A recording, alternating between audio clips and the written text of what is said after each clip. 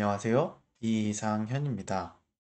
제가 오랜만에 이렇게 여러분들께 인사를 드리는 건 21년 하반기 고정 장기 계약 입찰에 대한 문의가 많아 제 개인적인 의견을 말씀드리고자 이렇게 인사를 드립니다. 우선 입찰 가격이나 기타 등등 입찰에 대한 내용에 대해서 말씀드리기 전에 현재 태양광 현물 시장의 상황과 태양광 사업의 전망을 좀 짚어보도록 하겠습니다. 태양광 현물 시장의 상황은 뭐 모두들 잘 아실 거라고 생각을 합니다. 코로나19 때문에 올해 한때 S&P가 50원까지 내려가 있었고요. 그때 LNG 가격과 유가가 5년 최저치를 기록하였었습니다. 그리고 REC의 경우는 약 한 3만 원 정도를 계속 유지하면서 큰 변동 없이 시장이 유지되고 있었습니다. 그러던 중 지금 최근 백신 접종률이 많이 늘어나고 위드 코로나 발표가 있을 예정이고, 그렇게 경제가 지금 활성될 조짐을 보이다 보니 LNG 가격과 유가가 급등을 하면서 S&P가 약 한 110원 정도, 그리고 어제 거래일 기준 REC 종가가 약 한 39,800원 정도였었습니다. S&P야 어차피 천연가스랑 유가가 많이 급등을 하니 올랐다고 보는데, REC의 상승 요인은 개인적인 판단으론 의무 공급 비율의 상향에 따른 이유가 있지 않겠냐, 이렇게 보여집니다.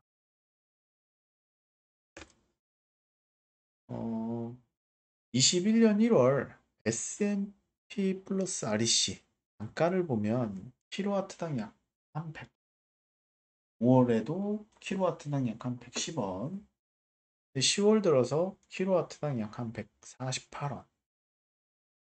코로나 때문에 안 좋았을 때보다 약 한 킬로와트당 발전 단가는 50% 가까이 상승한 상황입니다.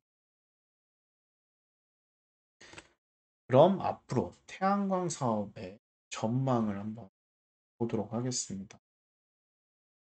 개인적으로 저는 태양광 사업의 전망은 이렇게 그리 밝게 보진 않습니다. 현재 한국형 FIT의 경우 제가 공유드렸던 공고를 보셔서 아시겠지만 앞으로 참여 조건이 매우 까다로워졌습니다. 그러다 보니 우리 지금 이런 경쟁 입찰 시장이 아니면 안정적인 수익을 기대할 수 없는 상황이고요. 그리고 모든 원부자재 가격이 인상되면서 킬로와트당 시설 단가도 상승을 하고 있습니다. 시설 단가가 상승하다 보니 발전 수익을 올려줄 수 있는 상황을 만들어주지 않으면 앞으로 신규 시장 접근은 어려운 상황이라고 보여집니다. 또한 지금 각 지자체들의 태양광 발전 인원 때문에 골머리를 앓고 있는 걸로 알고 있습니다.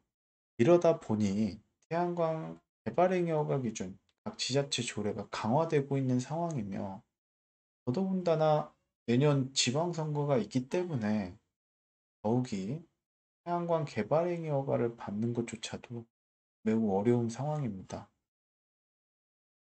정부에선 이런 그 태양광 개발행위 허가 이런 문제를 좀 민원을 줄여보고자 영농형 태양광도 몇 년 전, 약 2년 전부터 홍보를 해왔는데, 영농형 태양광의 가장 큰 걸림돌은 농지 일시적인 문제입니다. 근데 우리 농민들의 그 농지 잠식 문제와 농산물 품질 그리고 생산량 저하의 목소리를 외면할 수 없는 상황이다 보니 영농형 태양광 또한 추진이 쉽지 않은 상황입니다. 제가 이렇게 부정적인 이야기만 하면 또 다른 한편에선 대안이 있을 거라고 이야기를 하시는 분들도 있는데, 하지만 저는 조금 냉정하게 봅니다. 의무 공급 비율이 올라간 건 사실이지만 올라간 만큼 의무 공급사들도 자체 신재생 에너지 발전소를 많이 보유를 하게 되었습니다. 그리고 이쪽 좌측에 그 그림을 보면 아시겠지만 방사능 폐기물 처리 비용을 빼고서라도 원자력 발전소 발전 원가는 50원대입니다. 옆에 태양광 풍력까지 적용을 해서 264원이라고 표현한 것 같은데 어찌 되었건 신재생 에너지의 발전 원가는 상당히 높은 수준입니다. 이런 발전 원가 상승은 아시다시피 한전과 발전 공기업에게 큰 부담입니다. 이런 부담 때문에 정부에서는 민간 참여 시장을 만들었죠. 아리백이라고. 근데 지금 가운데 네이버에 제가 아리백이라고 검색을 해서 보이시겠지만 벌써 기사 3개가 나올 정도로 부정적인 기사가 이 아리백 제도의 실효성에 의문이 드는 상황입니다. 아리백으로 가장 활발하게 움직인 그룹은 SK그룹인데 SK그룹 또한 이미 자체 발전소 매입이나 임대를 상당 부분 한 상황입니다. 어, 그리고 이제 태양광의 많은 민원과 한전 개통 연계에 시달리던 당시에 정부에선 이제 풍력 발전소를 권장을 많이 했었습니다. 근데 풍력 발전소를 권장하다 보니 많이 늘어나기는 했으나 사업 검토에 많은 기관과 비용이 소요가 되고 시설하는데 많은 민원과 지자체의 조례가 걸림돌로 남아 있습니다. 어, 이런 상황에서 정부는 과연 어떻게 신재생 에너지를 보급을 하고 탄소 배출량을 줄이려고 하는 걸까요? 저의 생각엔 신재생 에너지에는 꼭 태양광, 풍력만 있는 게 아니다. 이렇게 생각을 합니다. 정부에서 그린 뉴딜 정책 발표 시에 많은 예산을 수소에 집중하였습니다. 제가 최근에 전시회장 등을 방문해도 요번에 일산 킨텍스죠. 거기 갔을 때도 태양광 관련 업체보다 오히려 수소 연료 전지가 더 화려하게 꾸며져 있었습니다. 이유를 한번 찾아보면 태양광은 발전 시간이 짧고 특정 시간에만 전기 생산이 가능하다. 그리고 토지 이용률이 매우 안 좋다. 이걸 보완하고자 ESS도 많이 이야기를 하였었는데 배터리 안정성에 문제에 부딪히면서 ESS조차 보급이 쉽지 않은 상황입니다. 그에 반해 우리 수소 연료전지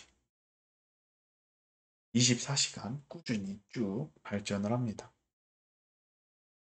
최근에 호수력 발전 얘기를 많이 듣는데 호수력 발전 또한 24시간이 발전한다는 장점을 갖습니다. 이처럼 저의 생각엔 신재생 에너지 보급이 꼭 태양광 풍력만 있는 것이 아니다 해서 태양광 시장은 지금 현재의 형태가 아니라 다른 형태로의 변화가 아니면 앞으로의 미래는 그리 밝지 않다. 이렇게 개인적으로 생각을 합니다. 그럼 이번 입찰을 과연 보는 게 맞는 것일까? 많은 분들이 뭐 이런 얘기도 하시더라고요. 내년에 가면 상한가가 올라갈 거야. 현물 시장이 좋아. 그리고 20년 뒤에 현금 가치가 오르니까 현물 거래 시장을 유지하는 게 맞다. 또는 앞으로는 전기요금이 상승을 하기 때문에 S&P가 오를 거다. 저는 이 부분을 이렇게 봅니다. 제가 전력거래소에서 연도별 S&P 단가를 캡처를 해서 화면을 첨부를 했는데요. 2001년도 S&P 연간 평균 단가는 49.11원이었습니다. 그리고 여기 위에 보이시듯이 20년도 S&P 연간 평균 단가는 68.52원이었습니다. 그럼 과연 지금 여기 데이터만 가지고 보면 20년의 현금 가치와 전기요금 상승, LNG 가격의 상승, 이 모든 게 고려돼서 2001년도 연간 평균 S&P 단가 대비 18원이 인상되었다고 볼 수 있을까요? 저는 꼭 그렇게만 볼 수는 볼, 그렇게만 생각할 수는 생각하기, 그렇게만 보기는 어렵다. 네, 이렇게 생각을 합니다. 지금 2012년도에 연간 S&P 평균 단가가 160원이었는데, 제가 기억하기로 이 시점에 아마 미국이 테러와의 전쟁을 선포한 그 시점 아닌가 이런 생각을 합니다. 이렇게 변동이 심한 S&P 속에서 어, 태양광도 하나의 사업인데 이 사업을 과연 도박처럼 막연하게 하시는 분들은 없을 것이라고 저는 생각을 합니다.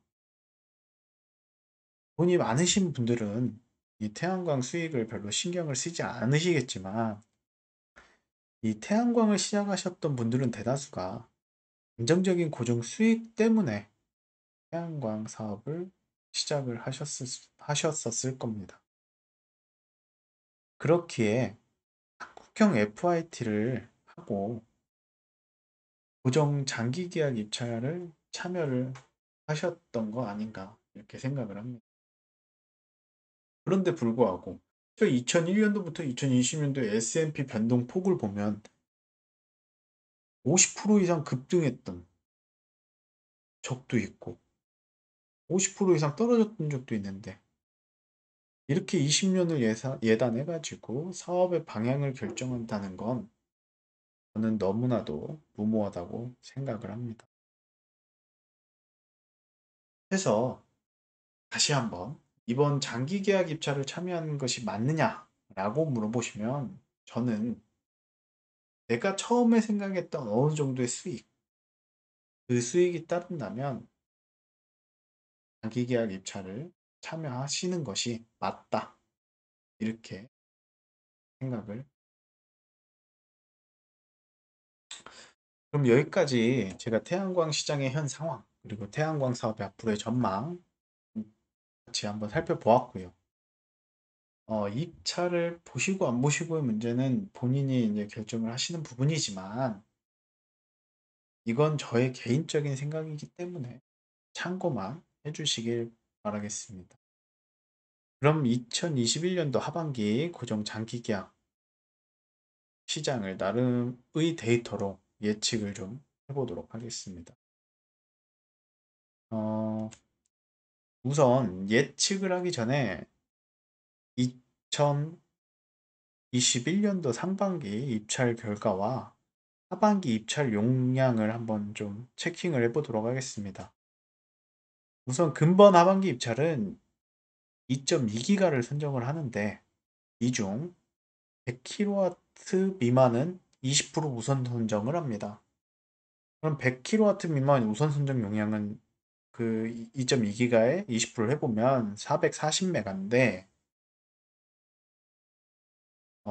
지금 상반기 기준에서 기존 설비 용량 남은 용량과 신규 설비 용량 남은 용량을 해보면 0.34대 1 경쟁률이 나옵니다.